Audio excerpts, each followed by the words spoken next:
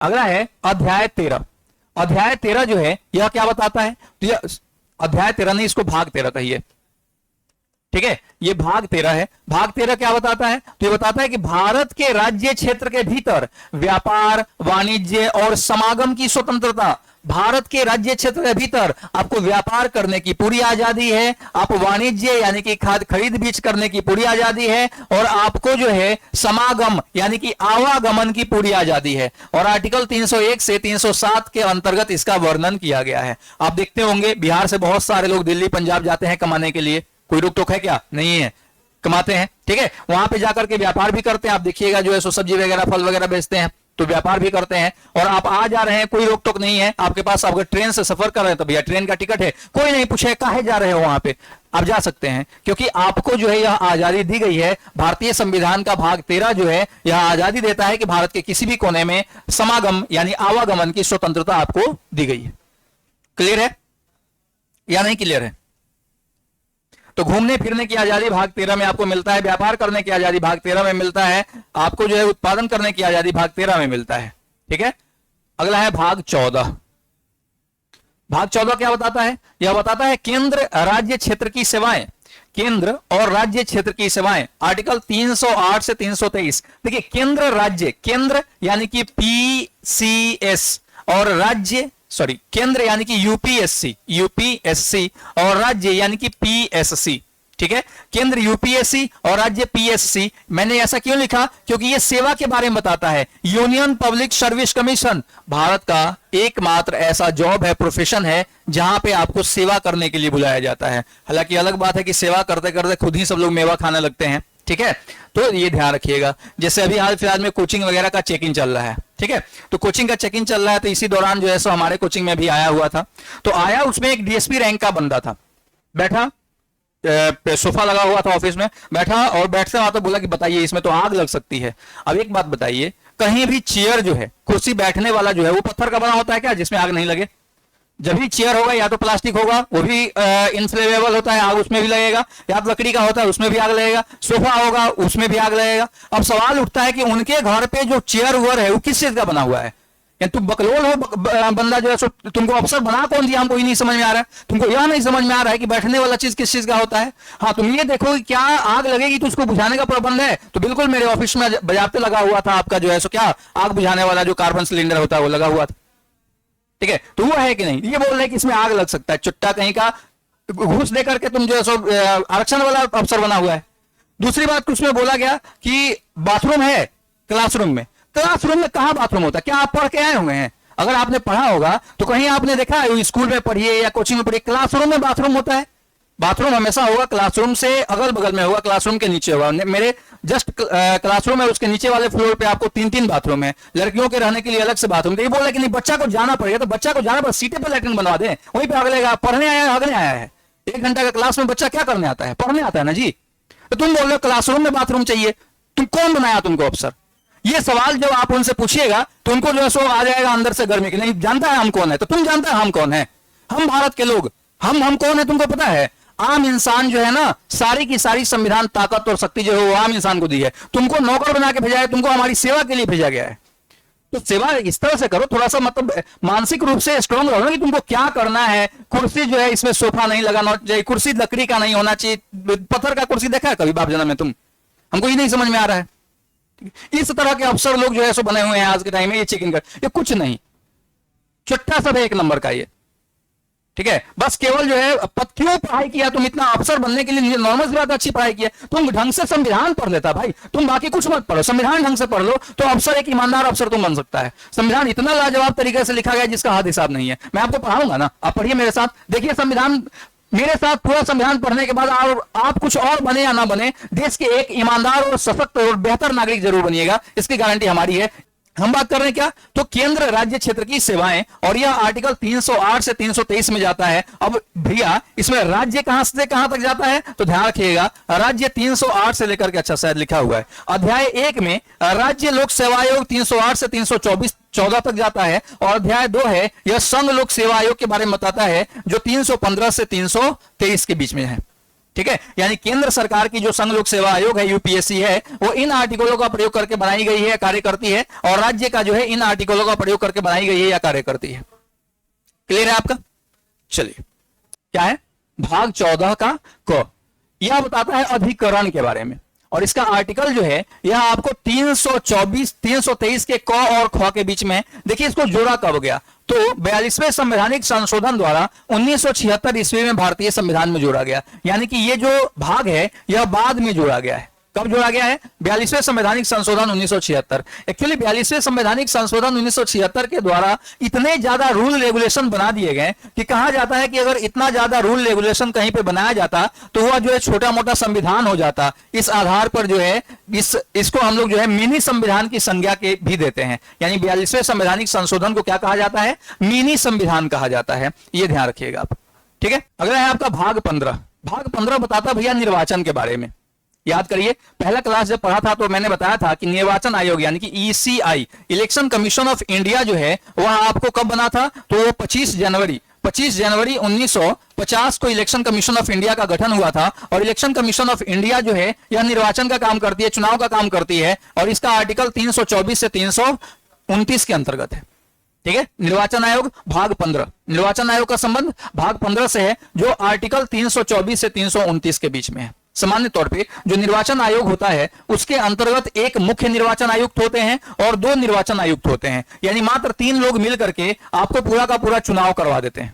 राजीव कुमार वर्तमान टाइम में मुख्य निर्वाचन आयुक्त है। यानी कि जो 18वीं लोकसभा की चुनाव हुई है उस चुनाव को कराने का श्रेय किसको दिया गया? तो राजीव कुमार को दिया गया, क्योंकि वही मुख्य निर्वाचन आयुक्त थे। क्लियर है?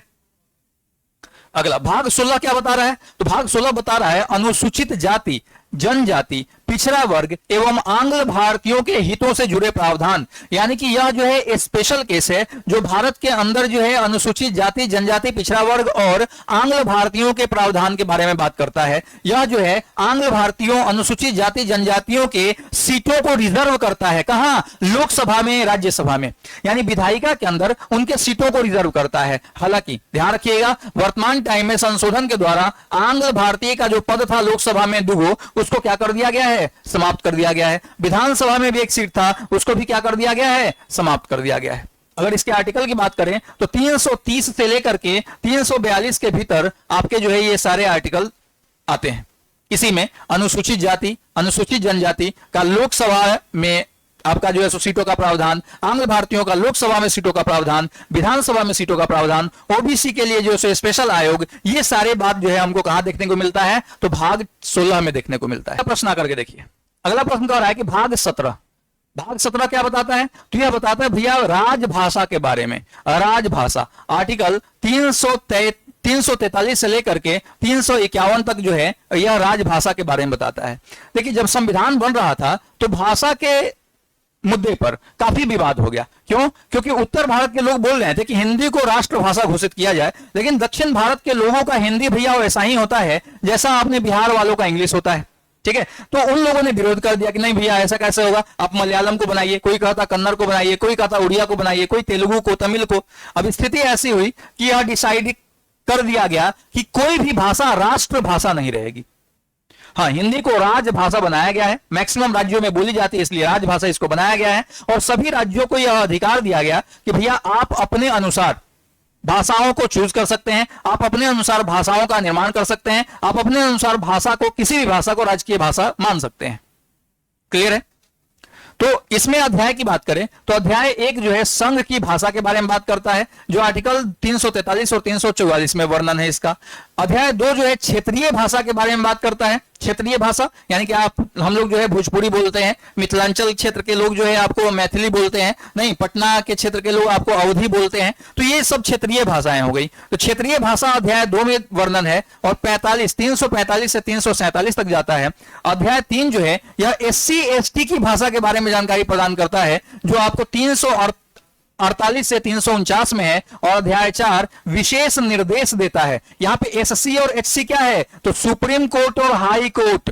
ध्यान रखिएगा, सुप्रीम कोर्ट और हाई कोर्ट की भाषा क्या है? अंग्रेजी है। न्यायपालिका की भाषा अंग्रेजी है। तो उसके बारे में वर्णन हमको 348 से 349 के बीच में प्राप्त होता है। ठीक है, HC का मतलब हाई कोर्ट, एचसी का मतलब हाई कोर्ट और एससी का मतलब सुप्रीम कोर्ट। और विशेष निर्देश आपको 350 से 351 में देखने को मिलते हैं। किसके बारे में विशेष निर्देश? तो भैया राजभाषा के बारे में विशेष निर्देश। जैसे इसी में आप पढ़ेंगे जब अनुसूची, तो अनुसूची 8 जो है वह भी लैंग्वेज के बारे में बताता है, और भाग 17 जो है यह भी लैंग्वेज के बारे में बताता है, दोनों लैंग्वेज के बारे में बताता है। तो दोनों को ध्यान रखिएगा कंबाइन करके। खैर अनुसूची पढ़ेंगे तो वहां पे पूरी चर्चा होगी किस किस भाषा को संविधान ने मान्यता दिया है, कब दिया, कैसे दिया। अगला है भाग 18। भाग 18 कहता है आपात उपबंध। आपात उपबंध का मतलब हुआ आपातकालीन अधिकार। ठीक है, आपात उपबंध, इसका आर्टिकल कहां से कहां तक है? तो ध्यान रखिएगा, इसका आर्टिकल 352 से 360 तक है। 352 से 360 जो है यह आपात उपबंध के बारे में बताता है, मतलब आपातकालीन परिस्थिति, स्थिति और आपातकालीन अधिकार के बारे में बताता है। किसके पास आपातकालीन अधिकार है? तो भारत के जो राष्ट्रपति हैं उनके पास आपातकाल की घोषणा का अधिकार मौजूद है। सामान्य तौर पे 3 प्रकार के आपातकाल की घोषणा वो कर सकते हैं। कौन कौन सा? तो राष्ट्रीय आपातकाल, उसके बाद आपका, हालांकि आपातकाल की बात की जाए तो राष्ट्रीय आपातकाल जो है एक एक है, वह है आपका राष्ट्रीय आपातकाल। कब लग सकता है? तो 3 परिस्थितियों में यह लग सकता है। बाहरी युद्ध हो जाए, बाहरी आक्रमण हो जाए, या आंतरिक सशस्त्र विद्रोह हो जाए। सशस्त्र विद्रोह मतलब अंदर में हथियार के साथ जो है विद्रोह हो जाए। जैसे कल के न्यूज अगर आपने देखा होगा तो आपने देखा होगा कि बांग्लादेश में सशस्त्र विद्रोह हो गया। नतीजा ये हुआ कि वहां की जो प्रधानमंत्री है शेख हसीना, वहां से भाग करके भारत आ गई, अभी दिल्ली में है। ठीक है, तो उसको सशस्त्र विद्रोह कहते हैं। तो सशस्त्र विद्रोह की स्थिति में इमरजेंसी आपातकाल की घोषणा जो है वह की जा सकती है। इस बात का ध्यान रखेंगे आप। क्लियर है?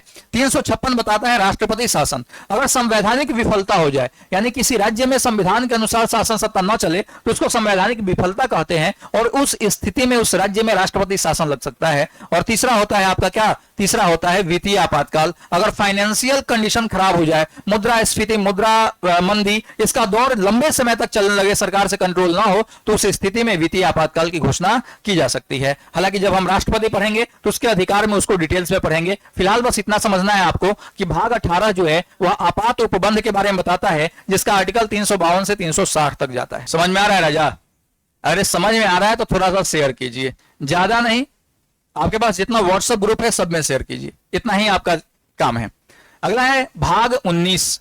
भाग 19 जो है यह बताता है प्रकीर्ण। प्रकीर्ण का मतलब होता है मिसलेनियस, यानी कि अब तक जो बनी है भाग, उन भागों में से कुछ ऐसी बातें होंगी जो उन भागों में शामिल होना चाहिए था लेकिन नहीं हो पाई, तो उन सभी को जो है डाल दिया गया किसमें? मिसलेनियस वाले पोर्शन में, यानी कि सारा मिक्स है।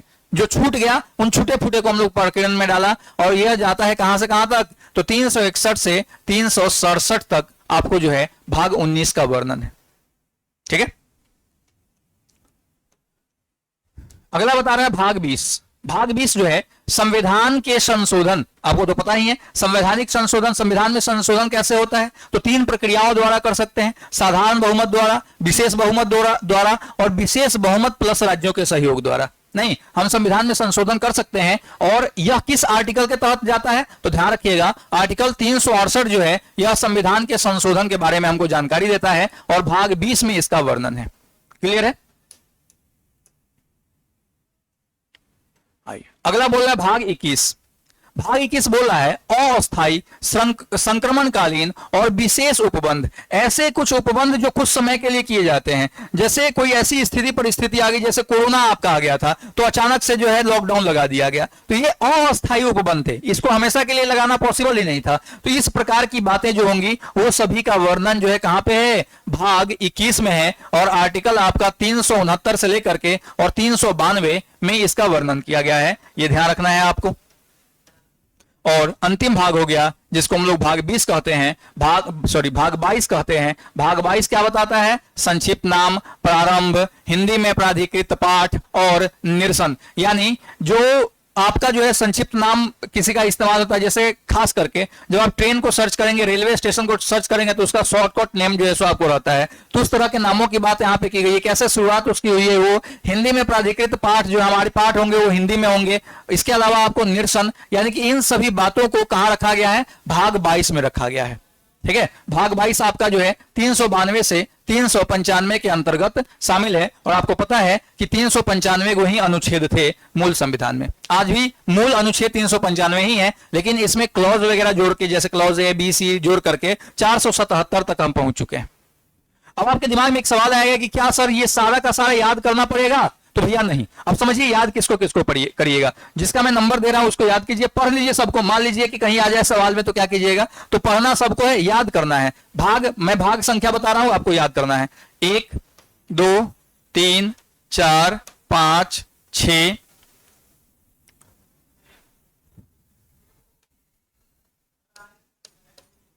6 के बाद आपका जो है सो 9 14 15 16 17 18 और आपका जो है 20। बस इतने भाग को आप जो है सो याद कर लीजिएगा। पूरा याद कर सकते हैं तो अच्छी बात है, नहीं याद करने का मन है तो बस इतना याद कर लीजिएगा, इससे आपका एग्जाम में काम चल जाएगा। मैं फिर बोल रहा हूं कि आपकी जो तैयारी हो रही है वो सभी स्तर पर एक साथ हो रही है। मैंने जो क्लास शुरू किया है यह फुल फाउंडेशन बैच है, यानी कि इसको पढ़ने के बाद आपको अलग से बिहार दरोगा का, अलग से बीपीएस, अलग से आपका जो है किसका, हालांकि बीपीएससी में 60-70 सवाल आसानी से इजिली आप बना सकते हैं। ठीक है, थोड़ा बहुत मेहनत कीजिएगा तो बीपीएससी भी आपका निकल जाएगा। इसके अलावा जो है बिहार पुलिस का, इसके अलावा एसएससी का, रेलवे का अलग से कोई बैच करने की जरूरत नहीं है, इसी से आपका सब कवर हो जाएगा। ठीक है, अगर आपने जो है सो क्लास किया हुआ है और आप चाहते हैं कि आपको उसका पीडीएफ यानी कि क्वेश्चन पेपर और मॉडल पेपर भी मिले तो ध्यान रखिएगा, उसके लिए आपको जुड़ना होगा। कहां पर? उसके लिए जुड़ना होगा आपको जो है टेलीग्राम चैनल है, नाम है चक्रवर्ती मैथमेटिक्स। उस टेलीग्राम चैनल पर जुड़िए। आप सर्च कीजिएगा टेलीग्राम पर चक्रवर्ती मैथमेटिक्स, तो आपको आएगा, आपको एक चक्रवर्ती मैथमेटिक्स जिसमें 13K सब्सक्राइबर होंगे, उसमें जाकर के ज्वाइन करना है। ठीक है, या फिर आप जो है डायरेक्ट हमसे जुड़ सकते हैं। इस पर जो है आप व्हाट्सएप भी कर सकते हैं, यहां से भी आप हमसे जुड़ सकते हैं। ठीक है, चलिए मिलते हैं हम लोग कल फिर एक नए टॉपिक के साथ। तब तक स्वस्थ रहें, मस्त रहें, अपने पढ़ाई में व्यस्त रहें। Thank you.